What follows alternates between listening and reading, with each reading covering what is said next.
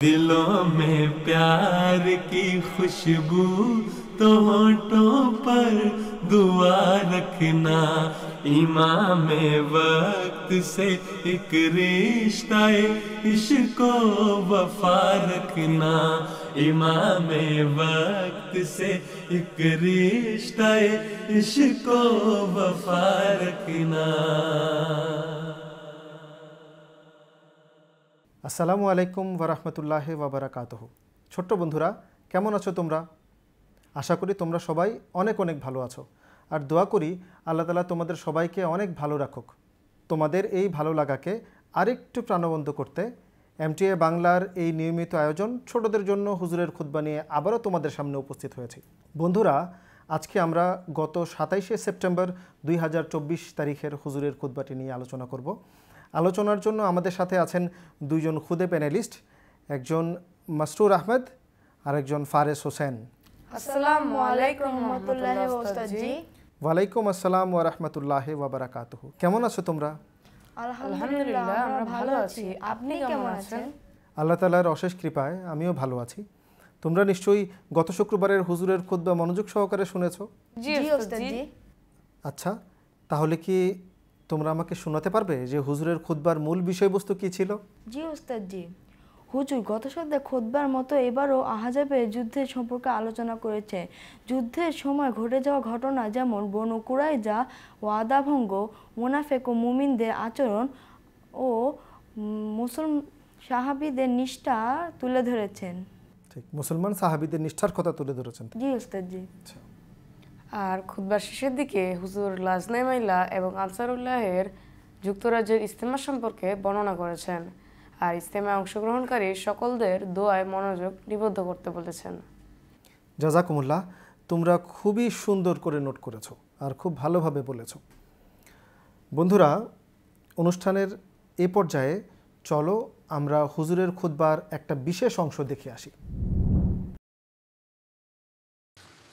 हज़रत मुस्लिम रज़ियल्लाहु बयान फरमाते हैं कि रसूल करीम सल्लल्लाहु अलैहि वसल्लम की जुर्रत और मुसलमानों की खैर खाई का ये हाल था कि आप सर्दी में रात को उठ कर उस जगह जाते और उसका पहरा देते।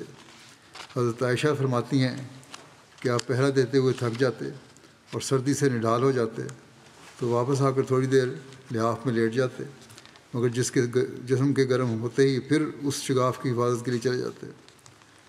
इस तरह मुतवातिर जागने से आप एक दिन बिल्कुल निढाल हो गए और रात के वक्त फरमाया, काश इस वक्त कोई मुखलिस मुसलमान होता तो मैं आराम से सो जाता। इतने में बाहर से साद बिन वकास की आवाज़ आई। आपने पूछा कि क्यों आए हो? उन्होंने कहा, आपका पहरा देने को। आप सल्लल्लाहु अलैहि वसल्लम ने फरमाया, मुझे पहरे की ज़रूरत नहीं, तुम फ़लाँ जगह जहाँ खंदक का किनारा टूट गया है जाओ और उसका पहरा दो, ता मुसलमान महफूज रहें। चुनाचे साद उस जगह का पहरा देने चले गए और आप सो गए। এতক্ষণ আমরা হুজুরের খুতবার একটা বিশেষ অংশ দেখলাম, কিন্তু মনে রাখবে আমাদের এই অনুষ্ঠান তখনই সফল হবে যখন তোমরা পুরো পরিবারের সবাই একসাথে মিলে নিজের অন্যান্য কাজগুলো বন্ধ রেখে মনোযোগ সহকারে হুজুরের খুতবা শুনবে। মনে থাকবে? আচ্ছা, তোমরা নিশ্চয়ই জানো যে আল্লাহ তাআলা এই যুদ্ধের নামে, আহজাবের যুদ্ধের নামে পবিত্র কোরআনে একটা সূরার নামকরণ করেছেন, আর এই যুদ্ধে মোমেন এবং মুনাফিকদের মনের অবস্থার কথা স্পষ্ট করেছেন। এই ব্যাপারে কি তোমরা আমাকে কিছু বলতে পারো? বনু কুরাইজার ইহুদিরা বিশ্বাসঘাতকতা করেছে এ কথা জানতে পেরে মুনাফিকরা খুবই ভীতিগ্রস্ত হয়ে যায়, আর মুনাফিকরা মহানবী সাল্লাল্লাহু আলাইহি সাল্লামকে বলে যে তাদের বাড়িঘর এবং পরিবারের লোকজন অরক্ষিত অবস্থায় রয়েছে, তাই আমাদেরকে বাড়িতে যাওয়ার অনুমতি দিন। আবার অনেকে এই কথাও বলছিল যে আল্লাহ ও তার রাসূল বিজয়ের যে প্রতিশ্রুতি দিয়েছিল তা আসলে মিথ্যা প্রতিশ্রুতি। দেখো, সূরা আহজাবের 14 নম্বর আয়াতে এই কথাগুলো উল্লেখ রয়েছে। শুধুমাত্র নিজের ঘর বাড়ি আর আত্মীয় স্বজন অরক্ষিত আছে, নিজের পরিবারের লোকজন অরক্ষিত আছে, এই কথাগুলোর ছুতো ধরে তারা এই যুদ্ধ থেকে নিজেকে বাঁচানোর চেষ্টা করছিল, যুদ্ধে অংশগ্রহণ না করার পায়তারা করছিল। দেখো, তার ঠিক অপোজিটে এই সূরারই 23 নম্বর আয়াতে আল্লাহ তাআলা মুমিনদের কথা উল্লেখ করেছেন। কি অবস্থা ছিল মুমিনদের? তারা যখন শত্রুদেরকে দেখতে পায় যে চতুর্দিক থেকে তাদের ঘিরে ফেলেছে, তখন তাদের মনোবল আরও বেড়ে যায় এবং তারা বলে এটা তো সেই ক্ষণ, এটা তো সেই প্রতিশ্রুতি যা আল্লাহ এবং তার রসুল সাল্লাল্লাহু আলাইহি সাল্লাম আমাদেরকে দিয়েছিলেন। আর মুহাম্মদ সাল্লাল্লাহু আলাইহি সাল্লামের এই প্রতিশ্রুতি সত্য ছিল। এই ঘটনা, এই অবস্থায় তারা একদম পিছপা হয়নি, বরং তাদের ঈমান আর আত্মসমর্পণে তারা আরও বেশি এগিয়ে যায় মুমিনরা। বুঝতে পেরেছ? জি ওস্তাদ জি। তাহলে আমাদের কি করতে হবে?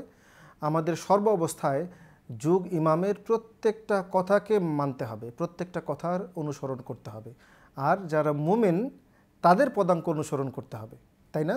জি জি ওস্তাদ ওস্তাদ জি জি। ইনশাআল্লাহ। ইনশাআল্লাহ।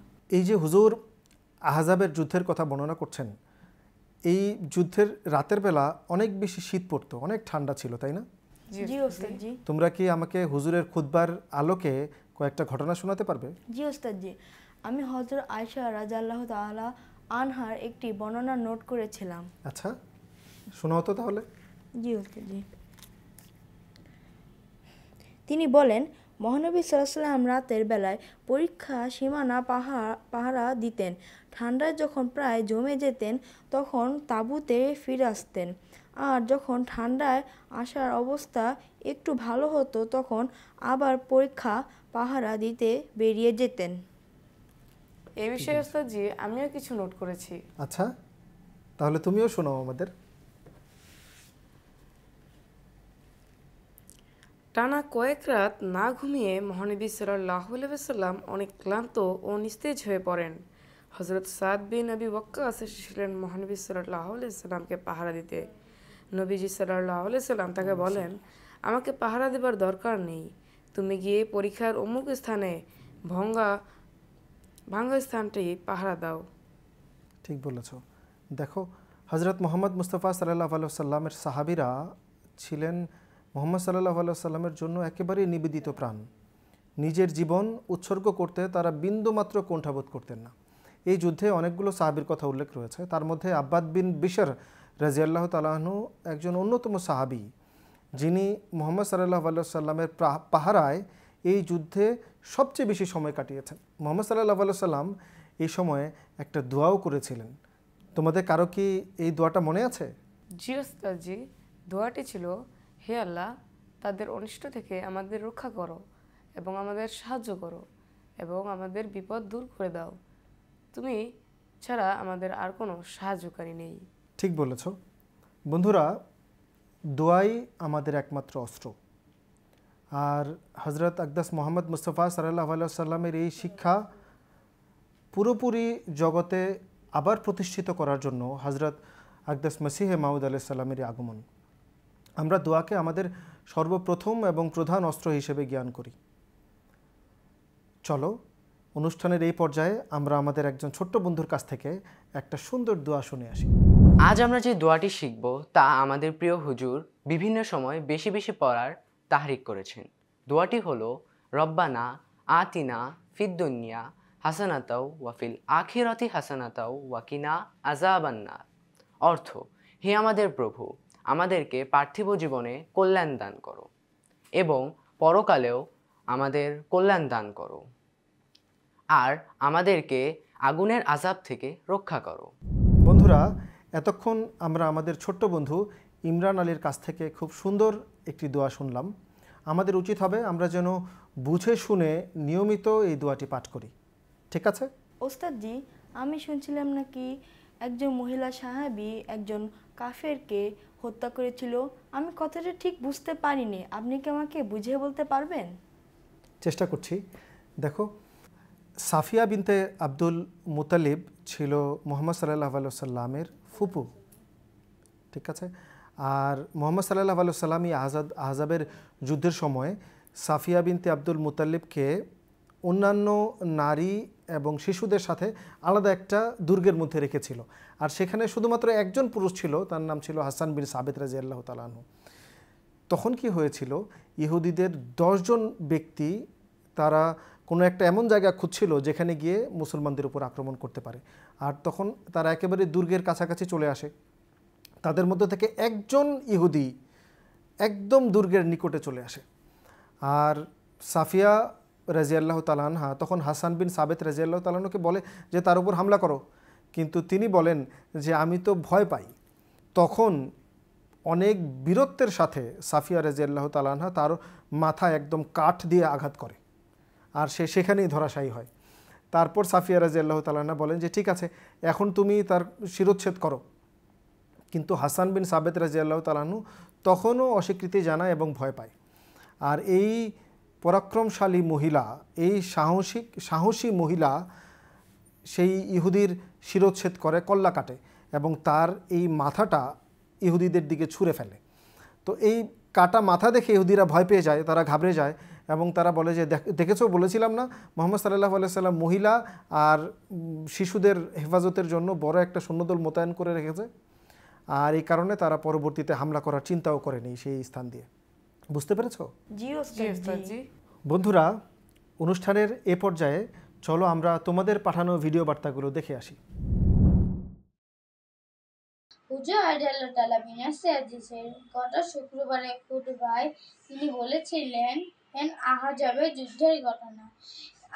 যুদ্ধের ঘটনায় যে বিষয়টি আমার কাছে ভয় লেগেছে তা হলো কাফেররা যখন মুসলমানদের 2-3 দিক দিয়ে আক্রমণ করছিলেন, তখন মহানবী সাল্লাল্লাহু আলাইহি সাল্লাম নিরাপত্তার জন্য জোর পাহারার ব্যবস্থা করলেন। মুসলমানদের ঈমানের বল বেশি ছিল, তবে তাদের শরীর দিন দিন ভেঙে পড়ছিল। এই জন্য মহানবী সাল্লাল্লাহু আলাইহি সাল্লাম আনসারদের মধ্য থেকে সাদ বিন মুআজ ও সাদ বিন উবাদাকে ডাকলেন। তারা মহানবী সাল্লাল্লাহু আলাইহি সাল্লাম সবকিছু তাদের খুলে বললেন এবং পান গোষ্ঠীর সাথে সন্ধি করবে কিনা বললেন। তারা প্রতি উত্তরে বলল যে আপনার যা ইচ্ছা, আপনার প্রতি যদি ইলহাম হয়ে থাকে তাহলে আপনি তা করেন। তখন মহানবী সাল্লাল্লাহু আলাইহি ওয়াসাল্লাম বললেন, আমার প্রতি কোনো ইলহাম হয়নি, তোমাদের কষ্টের কথা চিন্তা করে আমি তা বলেছি। আহজাবের যুদ্ধে রাসূলুল্লাহ সাল্লাল্লাহু আলাইহি ওয়াসাল্লামের ফুপুর সাহসী কথা পরিচয় পাওয়া যায়। তিনি একটি ইহুদিকে হত্যা করে মাথা কেটে ইহুদির দিকে ছুঁড়ে ফেলে। তখন ইহুদিরা ভয় পেয়ে মুসলমান মহিলা শিশুকে না আক্রমণ করে সেখান থেকে পালিয়ে যায়। হুজুর হযরত আলী রাদিয়াল্লাহু কর্তৃক আমর বিন আব্দুকে হত্যার ঘটনা বর্ণনা করেছেন। আমর বিন আব্দুকে মনে করা হতো 1000 পুরুষের সমকক্ষ। তিনি বদরের যুদ্ধে আহত হয়েছেন, তাই ওদের যুদ্ধে অংশগ্রহণ করতে পারেনি। তিনি শপথ করেছিলেন মুহাম্মদ সাল্লাল্লাহু আলাইহি ওয়াসাল্লামকে হত্যা না হওয়া পর্যন্ত তিনি তার মাথায় তেল দিবেন না। তাই তিনি আহজাবের যুদ্ধে পরীক্ষা পেরিয়ে মুসলমানদের উদ্দেশ্যে বলেন, হয় আমি তোমাদেরকে জান্নাতে পৌঁছে দেব, না হয় তোমরা আমাকে জাহান্নামে পৌঁছে দিবে। এরপর মুহাম্মদ সাল্লাল্লাহু আলাইহি ওয়াসাল্লামের নির্দেশে হযরত আলী রাদিয়াল্লাহু আনহু তাকে হত্যা করে। হুজুর গত খুতবায় বলেন, ইহুদি গোত্র বনু কুরাইজার বিশ্বাসঘাতকতার সংবাদ যখন আল্লাহর রাসূল সাল্লাল্লাহু আলাইহি ওয়াসাল্লাম পেলেন, তখন তিনি মদিনার নিরাপত্তার জন্য 500 জন সৈনিক নিয়োজিত করলেন। গত জুমা খুতবায় হুজুর বলেছেন, আমাদের প্রিয় নবী হযরত মুহাম্মদ সাল্লাল্লাহু আলাইহি ওয়াসাল্লাম নিজে পানে কোনো প্রয়াস ছিল না। তিনি সারা শীতের মধ্যে পরীক্ষা পাওয়া দিতেন। তিনি মদিনাবাসীদের জন্য চিন্তা করতেন এবং আল্লাহর নিকট দোয়া করতেন। জাযাকুমুল্লাহ আহসানুল জাযা।